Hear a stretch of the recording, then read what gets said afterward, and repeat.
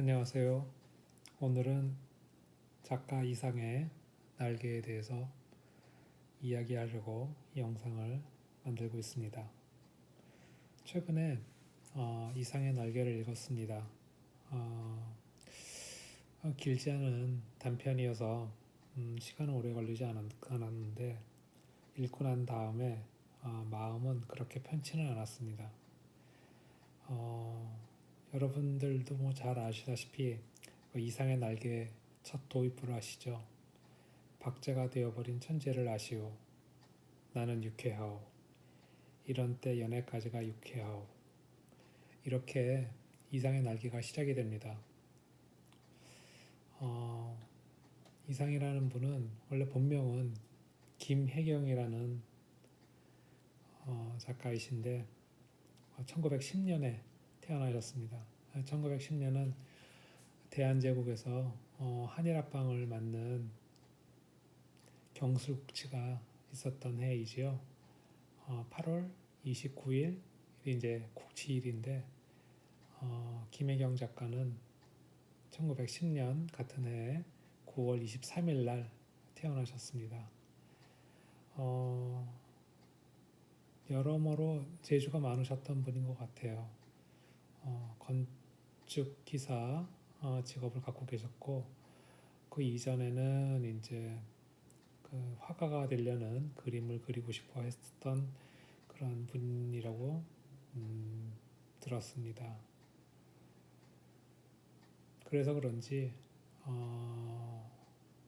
직업을 갖고 계실 때 많은 화가분들이랑 또 당시에는 뭐 문인이나 화가를 따로 구분하지는 않고 다 같이 이제 예술을 하는 같은 예술인으로서 많은 만남이 있었던 것 같아요. 그래서 지금은 예전에 이제 서울시청사, 지금 이제 서울도서관이라고 이제 명명이 된 것 같은데 그 건너편에 지금 현재 플라자 호텔 그 자리에 찻집이죠. 거기 낭낭파라라는 찻집에서 그 많은 문인들이랑 또 화가들이랑 같이 모임을 갖고 그랬었나 봅니다. 그 중에 한 분이 이제 박태원, 또 구인회, 또 구본웅, 또 김소운 이런 당대 이제 유명한 당시에도 그렇게 유명했는지는 모르겠지만 여튼간에 그분들이랑 같이 이렇게 모임을 갖고 차를 마시고 이렇게 그랬다고 합니다. 원래 이게 찻집에서 차를 마시거나 그럴 때 보면은 누가 이제 보통 한 명이 다 찻값을 내거나 이제 그런 식으로 계산하고 그랬다는데 이 김혜경 작가 이상 이분은 자신이 먹은 찻값 당시에 10전이었다고 합니다. 10전을 이제 경화 동전을 그 자리에 놓고 일어서는 더치페이를 하셨다는 게 당시에 같이 이제 모임에 있었던 분들의 어떤 인상 깊은 그런 모습이었나 봅니다. 특히나 이제 김소은 시인께서 이제 그런 면을 이제 나중에 언급을 하셨죠. 구본능 화가랑도 이제 그 많은 이제 교류가 있었던 것 같습니다. 그 이상이라는 필명이 그 구본능 그 화가가 이제 선물한 미술 도구에서 이제 영감을 얻어서 이상이라고 지었다는 것도 있고 또는 이제 당시 이제 일본 제국주의 강점 시대니까 일본식으로 이름을 부르는데 자기의 성이 이제 김씨인데 그럼 김상이라고 불려야 되는데 어떤 사람이 잘못 알고 이상이라고 불렀는데 그걸 그냥 필명으로 했다라는 등 여러 이야기가 있습니다. 그런데 그 중에 하나가 이제 구본웅 작가가 선물한 선물해서 이제 따서 이상이라고 지었다고 하는 얘기도 있습니다.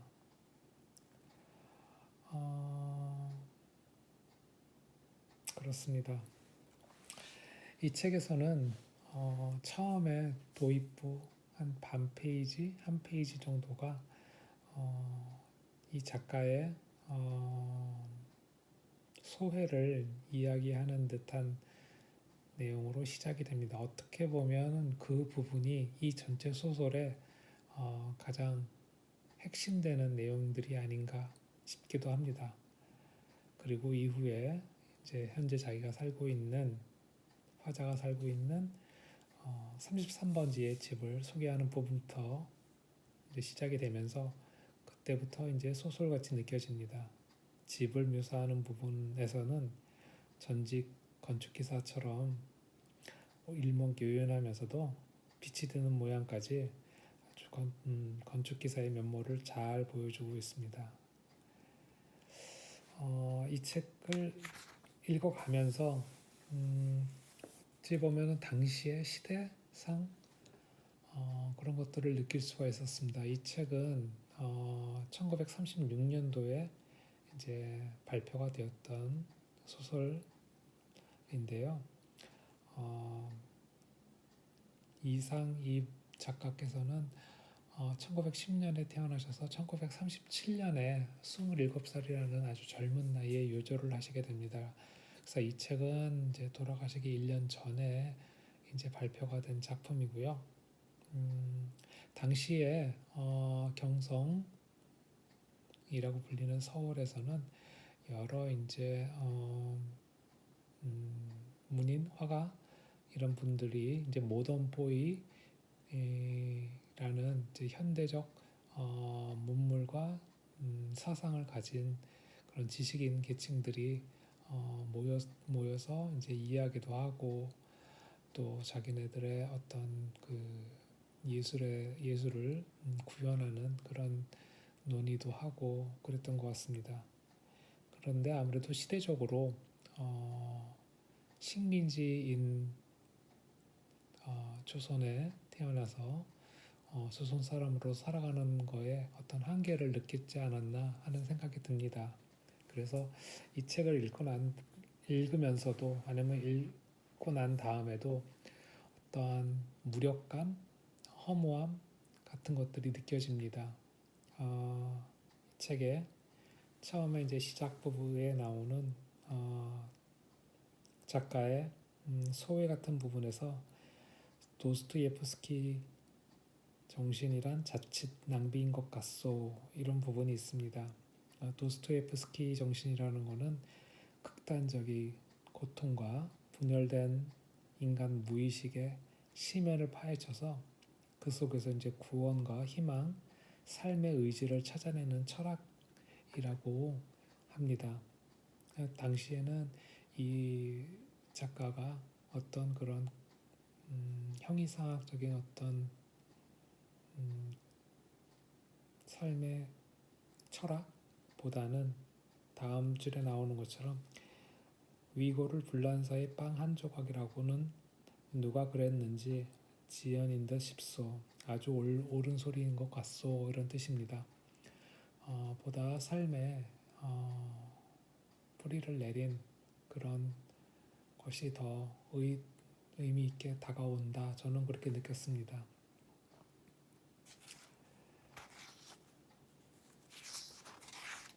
책 내용상 볼 때 이분은 건축학을 공부하셨던 지금으로 따지면 이과생이었죠. 그래서 어떤 기본 물리, 기본 천체 물리에 대해서도 어느 정도는 내용을 잘 알고 계셨던 것 같습니다. 그 중에 한 부분이 나는 내가 지구 위에 살며 내가 이렇게 살고 있는 지구가 질풍실레의 속력으로 광대무변의 공간을 달리고 있다는 것을 생각했을 때 참 허망하였다. 나는 이렇게 부지런한 지구 위에서는 현기증도 날 것 같고 해서 한시바삐 내려버리고 싶었다. 이런 표현이 있습니다. 여기 표현한 것처럼 질풍실내의 속력, 광대무변의 공간 이런 표현이 있습니다. 지구가 그렇게 빠른 속력으로 아주 무한한 우주 공간을 달리고 있다라는 것을 이렇게 표현을 하고 그 안에 살고 있는 본인은 한시바삐 내려버리고 싶다는 어떤 죽음에 대한 어쩔 수 없이 죽음을 선택해야 되는 뭐 그런 화자의 심정이 아닐까 하는 생각이 듭니다. 그리고 나는 벌써 돈을 쓰는 기능을 완전히 상실한 것 같다.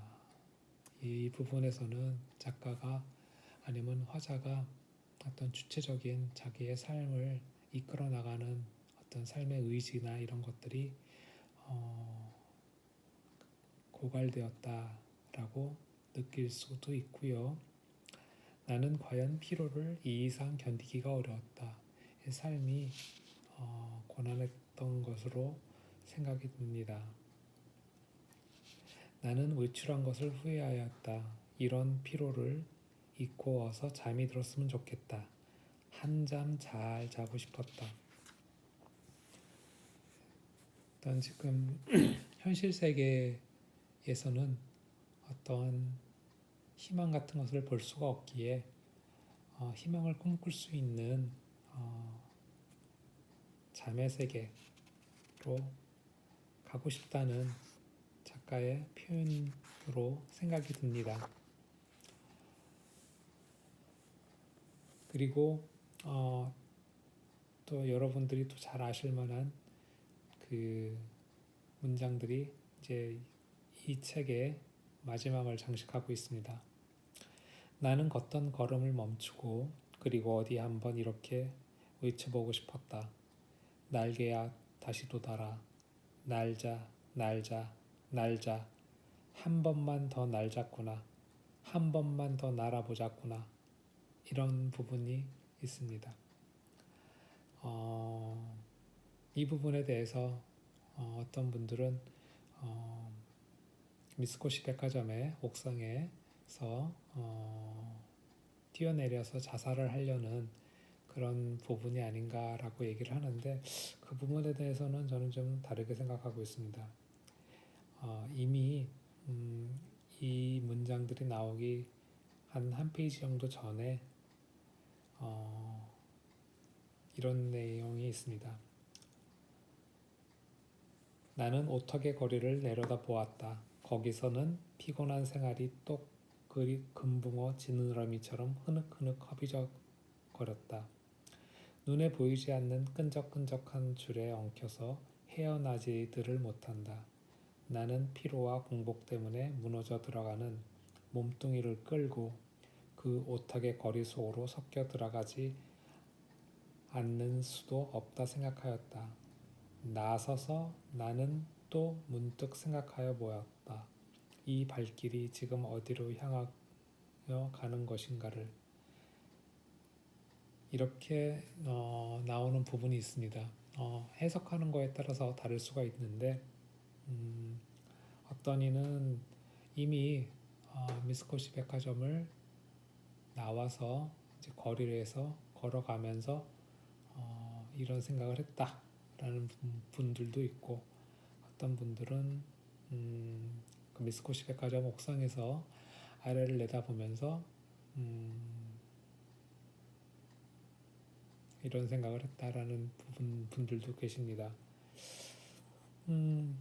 글쎄요, 좀 극적이려고 하면은 미쓰코시 옥상에서 마치 새가 되어 날아갈 것처럼 날개를 갈구하는 모습이 좀 더 극적으로 보일 것 같기는 한데 모르겠습니다. 저는 아무래도 전자로 해석하셨던 분들의 의견이 저한테는 좀 더 와닿는 것 같습니다.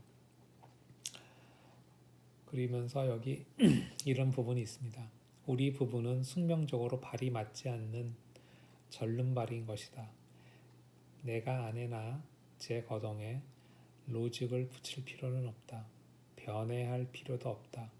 사실을 사실대로, 오해는 오해대로 그저 끝없이 발을 절뚝거리면서 세상을 걸어가면 되는 것이다. 그렇지 않을까? 이 부분에서는 그 식민지 시대를 살아가고 있는 지식인으로서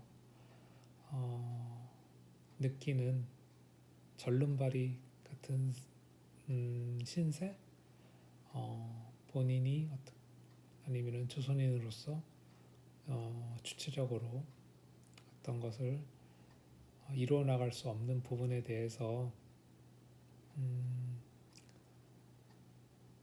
한계점을 느끼지만 그 한계점을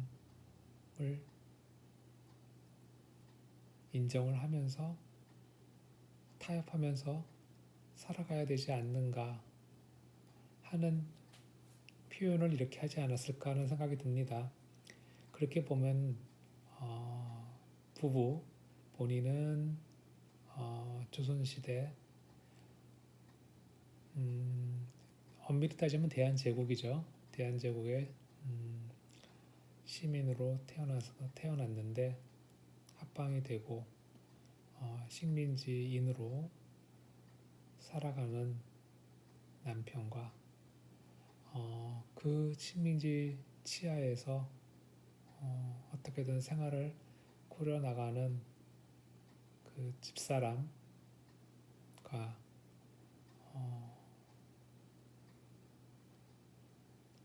환경적으로나 심리적으로 서로 맞지 않는데 그거에 대해서 따로 설명할 필요나 논리를 붙일 필요가 없이 그저 그대로 세상을 살아내면 되는 거가 아닌가 하는 어떤 타협 같은 그런 생각을 이렇게 표현하지 않았나 생각이 듭니다. 당시에는 많은 분들이 친일 본의가 됐던 본의가 아니었던 간에 그런 것들을 강요받았던 때이고요. 그런 사회적 분위기도 이 소설에 녹아 있지 않나 싶습니다. 제가 읽고 있던 책 나는 고양이로소이다. 그 책을 읽다가 이것은 러일 전쟁 시기에 일본 사람이 일본 사람의 생활을 하면서 쓴 일본 소설이구나 하는 것을 느꼈습니다. 물론 같은 시기는 아니고 그로부터 한 30년 정도 흐른 시대의 소설이긴 하지만 이상의 날개를 읽어보려고 했습니다. 아무래도 지배인과 피지배인의 입장에서 느끼는 시대는 다르지 않았나 하는 생각이 듭니다. 길지 않은 소설이고요. 이 김혜경 이 작가 이분이 다른 시대에 태어나셨다면은 그 본인의 재능과 본인이 하려고 했던 꿈을 마음껏 펼치지 않았을까 하는 생각에 조금 안타까운 생각이 들었습니다.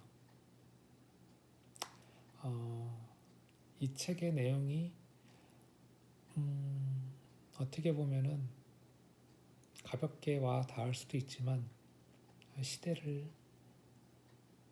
배경을 더 이해하려고 노력을 하고 그러면은 좀 다르게 해석되는 부분들도 있는 것 같습니다. 여튼간에 저는 이 책 잘 읽었습니다. 혹시 다른 분들이 이 책에 대해서 물어보시면은 이 책 추천을 드릴 만한 책이라고 생각이 듭니다. 감사합니다.